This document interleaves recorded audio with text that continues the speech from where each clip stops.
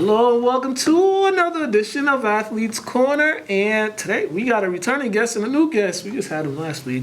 Coach Tristan Smith is here. We got a new guest here. He got fans in the section. What's going on, man? How are you? I'm doing great. All right. You did some great things. You just did some great things, right? Yeah. Oh, man. Let's talk about it. That's what we're here for. We're here to talk about it. First, Coach, welcome back. Thanks, Bukal. Thanks for having me again. Last week we had, we talked about the season and all that good stuff. Now you're bringing a state champion here with you, right? First, having a state champion is just for you as a coach. How does that feel? I mean, it's incredible. I think it says a lot about the program, and especially how hard these kids work. Lucian among them, of course. Especially having a middle school state champion, I think it says a lot about the future of the program. Right. So just really excited. We've never had that at the middle school level in my years here. We've come close a few times, but Lucian pulled it off in two events. So yeah, that's kind of the cool thing about St. Mary's is they could start in middle school, and if they're good enough, they can just be boosted up into that varsity role for kids being so young, right? That's the other thing. They're so young, and being in that position is it's different. It's very different. 100%. Yeah. Lucian, for you, man. Getting the state championships, the two events, what was it, 200? 800 and 200. 800 and 200, right? First of all, just like what was your overall, what got you started into track? Overall, I was going to do basketball, but my older brother Xavier talked about doing cross country, and I wasn't doing anything in the fall. Mm-hmm. So I went and did cross country. I had a great season, 6th grade year. I was originally going to do basketball in the winter until Coach Smith convinced me to do indoor track, so I went with indoor track. I got injured that season. I came in for outdoor season. I ran great times in the 800 and the mile, and I thought I was originally going to be a mid-distance to distance runner until I came back my 7th grade year in cross country. I had another great season there, and I went sub 520 in the mile 7th grade year. And my 7th grade year in outdoor, I kind of had a plateau, so I wasn't doing great then, but I did a lot of work in the summer, going up to 10-mile long runs, repeats, 400s at the track, 200s, whatever it was, I was always down to do it. And I had my great coach, Coach Smith, always with me with the training plan and whatever I needed to do. Yeah, was that kind of, first of all, just getting into track your first time even participating in cross country and track and field? Did it hit you, the conditioning part? Did it hit you at first? You're like, oh boy. Yeah, I thought it was going to be way easier than it was until I heard 5 miles. It just seemed crazy to me. Right. Was it as difficult as it sounded, or did just those numbers kind of throw you off a little? Those numbers threw me off. I really wasn't trying to run 5 miles. But then you realize 5 miles isn't that long, right? It's not that long if you run it and you stay with it. Right. The only thing that gets me across country is going into the woods. That was my issue with cross country. Coach, how do you develop the training regimen for him? Getting him, seeing what he did to start off, and then you seeing the drastic improvements, right? What was part of the training regimen to get him to kind of increase each year as far as his finishes? Certainly. So, like you mentioned earlier, having the middle schoolers on the high school team is definitely something that we take full advantage of, but it's also something that we're very aware of. Not all the 6th graders are able to do what the seniors are doing, obviously. Mm-hmm. But Lucian definitely has, and his teammates, frankly, have definitely, taken it on. We start to increase things slowly, try to avoid injury at all costs, but really a lot of it is on them. I mean, you can see Lucian, his brother Xavier, their teammates, they're running down Linshore Drive all hours of the morning, day and night. Right. More than once, I've been sitting out on the patio at Little G, and Xavier just comes running by, and I'm just there eating dinner, in the summer, for real, and Lucian as well.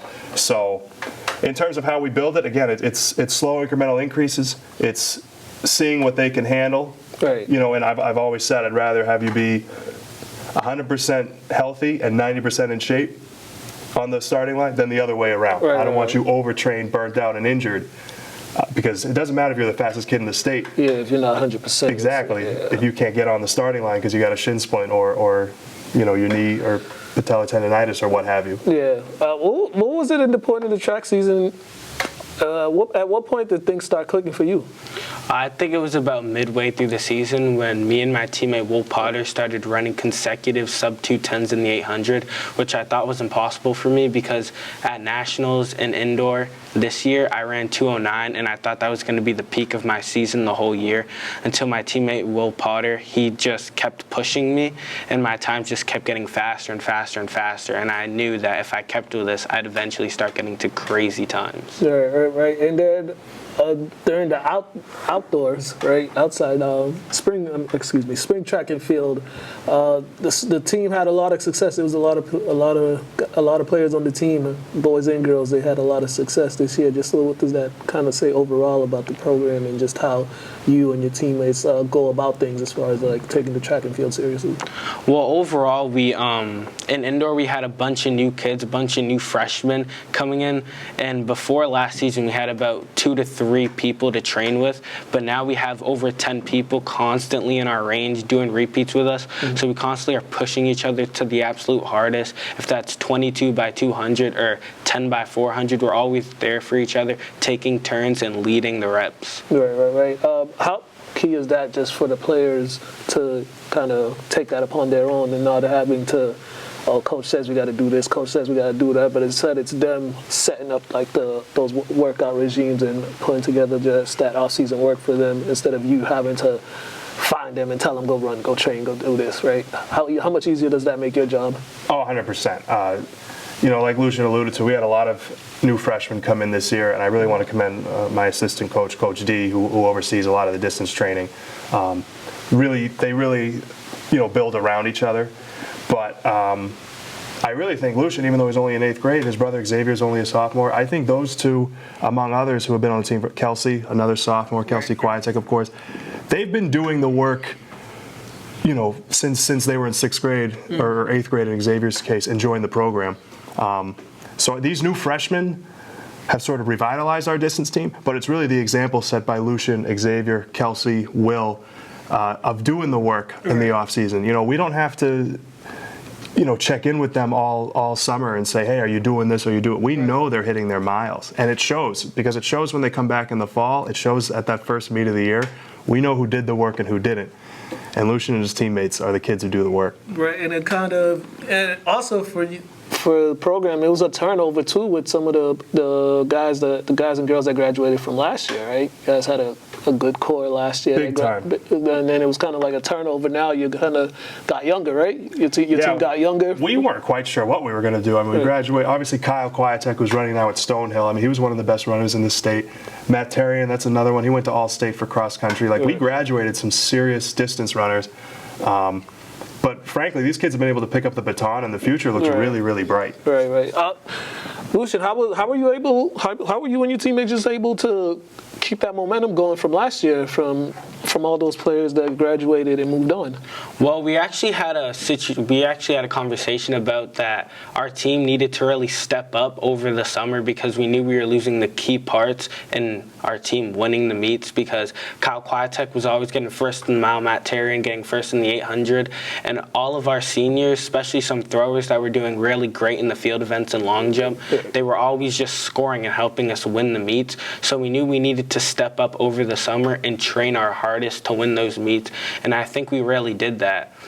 Our distance runners, our sprinters, our jumpers, they just got a lot better, and they were able to take those spots of the seniors, and that's what really helped us this season and to win the meets. And when you're watching those as a seventh grader too, but when you're watching some of those upperclassmen doing their things, getting those records and getting first place, as you said, right? What are some of the things you're taking away? What are some of the things you're kind of mentally putting in your head to see what they're doing that helped you? Well, for example, Kyle Kwiatek, he was always a big inspiration for me my 6th and 7th grade year, getting first in almost every single meet I've seen him at. If that would be state relays, the Fenwick relays, he would always be in first place. And I was always asking him, how are you doing this? He's like, you just have to stay consistent with it. So that's what I did the last 3 years. And I feel like I've really improved on my running, my base, my aerobic base, my anaerobic base. Overall, I think he's helped me a lot with it. And that's what's helped me to go from last to first. Right. As you said, you just won the 800 and 200, right?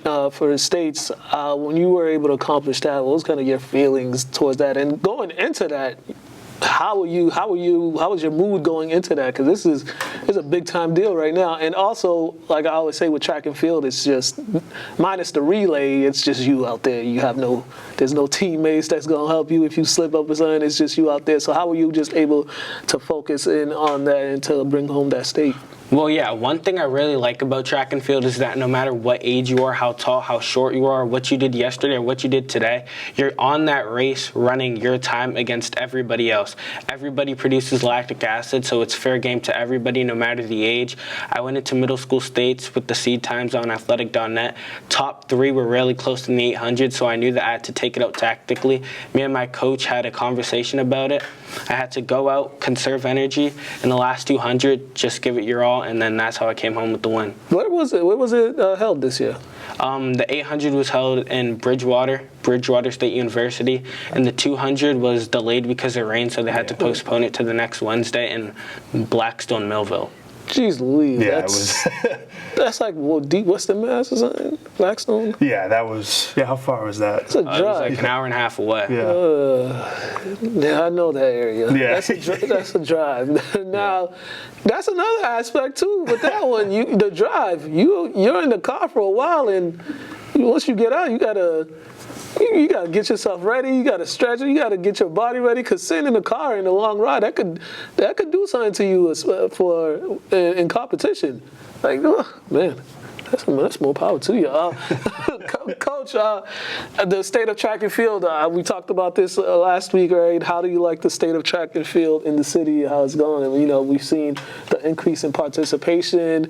The city meet has been, it's growing and growing each year, right? How do you liking that? And, for kids bringing their states, how motivation is that for the other kids that want to come bring in states on their own events?